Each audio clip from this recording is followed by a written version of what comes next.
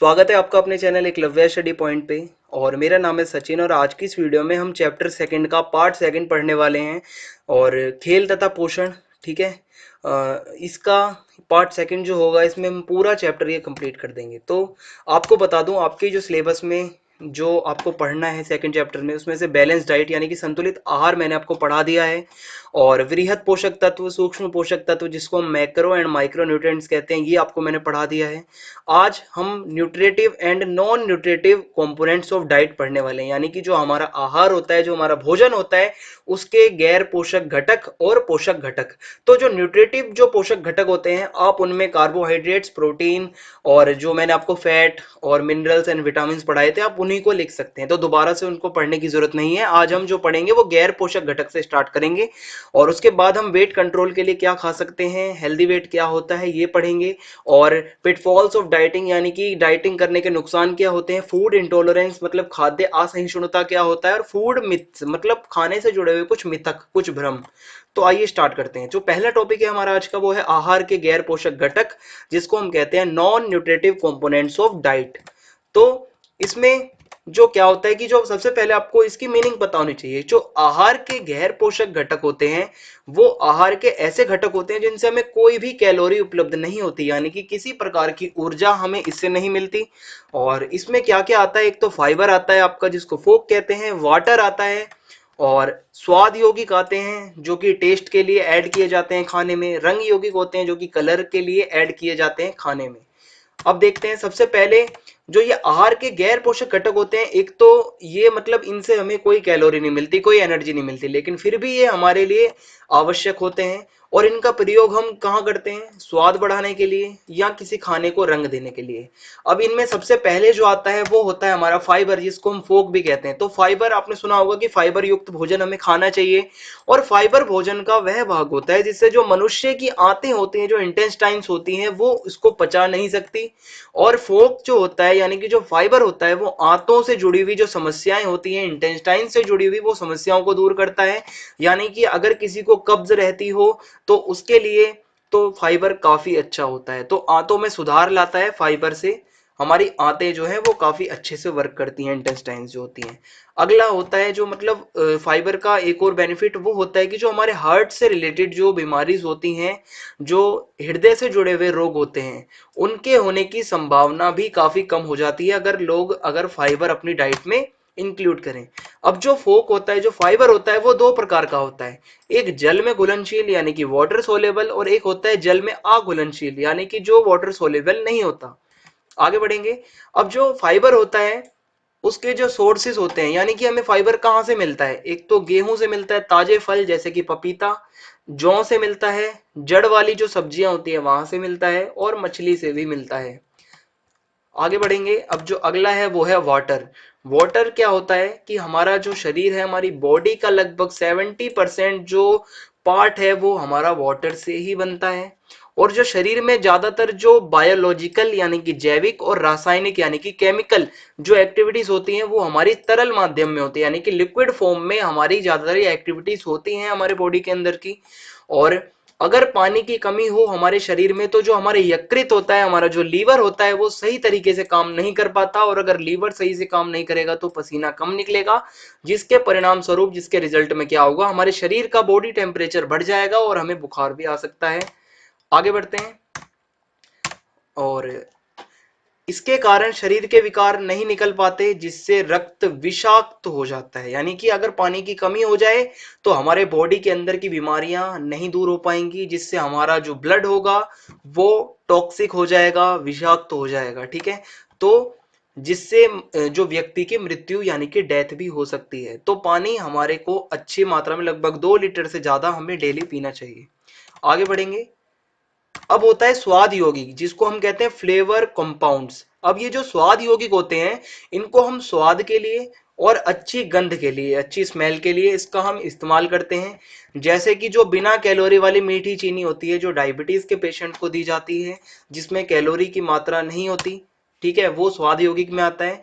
लेकिन स्वाद यौगिकों का अगर हम ज्यादा इस्तेमाल करते हैं तो ये हमारे लिए डेंजरस, हानिकारक भी हो सकते हैं। तो इसलिए जो प्राकृतिक, जो नेचुरल टेस्ट होता है किसी भी चीज का, वो प्राकृतिक ही रहना चाहिए। आगे बढ़ते हैं, अगला है रंग यौगिक, जिसको हम कलर कंपाउंड्स भी कहते हैं। जो ये जो रंग यौगिक होते हैं, ये क्या करते हैं कि आपको पता होगा, जो भी खाने की चीज होती है, जैसे सब्जियां हैं या कोई भी चीज है, उसका अपना एक रंग होता है। पर बाजार में क्या होता है, अच्छे दाम में बेचने के लिए कई बार लोग क्या करते हैं, लालच में केमिकली उस पे कलर चढ़ा देते हैं। तो इससे क्या होता है, उसका कलर ज्यादा चमकदार हो जाता है और लोगों को ज्यादा अट्रैक्ट करता है। पर ये चीज गलत होती है, ये हमारे लिए हानिकारक हो सकता है, हमारी हेल्थ के लिए, ये जो रंग यौगिक होता है। अगला हमारा टॉपिक है भार नियंत्रण, जिसको हम कहते हैं वेट कंट्रोल। अब जो भार नियंत्रण है, तो एक हेल्दी वेट हम किसे कहेंगे, हमारे सामने कुछ लोग पतले होते हैं, कुछ फिट होते हैं, कुछ ज्यादा मोटे होते हैं। तो हेल्दी हम किसे कहेंगे, किसका वजन हेल्दी कहलाता है? तो हेल्दी वेट ऐसा भार होता है जिस पर जो व्यक्ति है, जो पर्सन है, वो बिना किसी बीमारी के, उसका ऐसा वेट हो जिसमें उसको कोई बीमारी ना हो, और बिना किसी बीमारी के डर के वो एक अच्छा जीवन अपना गुजार सकता है। तो उसी वेट को हम उसका हेल्दी वेट मानेंगे। अब एक इंस्टीट्यूट है हमारे देश में, जिसको कहते हैं हम नेशनल इंस्टीट्यूट ऑफ हेल्थ। उन्होंने क्या करा है कि बीएमआई एक मतलब बॉडी मास इंडेक्स होता है। उन्होंने बताया कि जो 19 से 25 बीएमआई के बीच जिसका वेट होता है, वो स्वस्थ माना जाता है। अगर किसी का वेट 25 से 29 बीएमआई होता है, यानी कि 25 क्रॉस कर जाता है अगर किसी का बीएमआई, तो वो अधिक भार में आता है।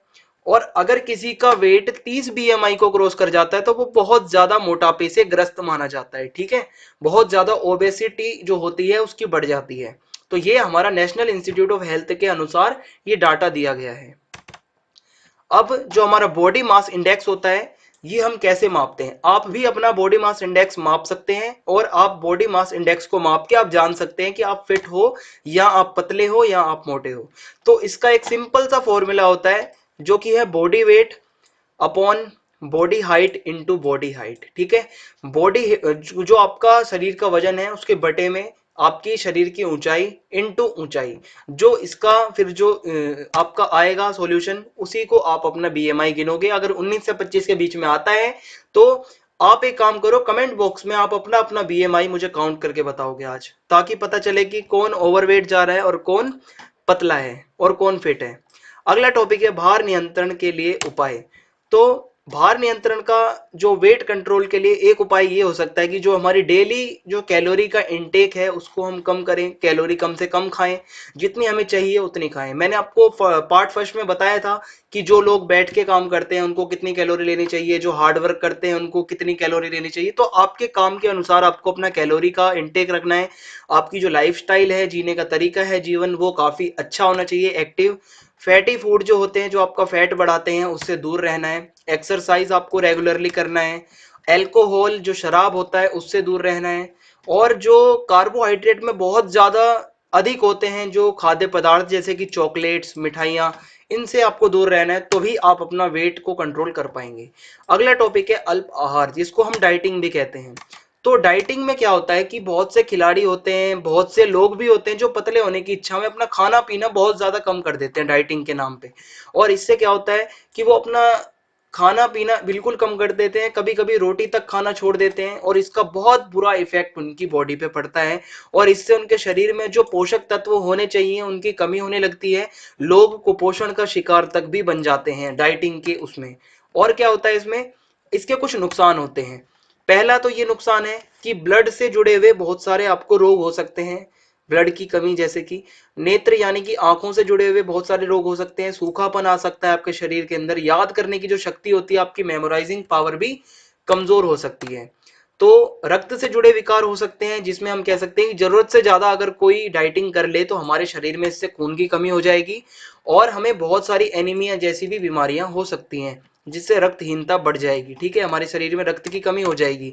और अगला है नेत्र से जुड़े विकार। अगर हम डाइटिंग करें, तो मनुष्य क्या करता है, कभी कभी अपना खाना पीना छोड़ देता है, जिसके क्या होता है परिणाम स्वरूप, वो उसके शरीर को बहुत नुकसान पहुंचता है, खासकर उसकी आंखों को बहुत नुकसान पहुंचता है। हो सकता है उसको आंखों से जुड़ी समस्याओं का सामना भी करना पड़ जाए।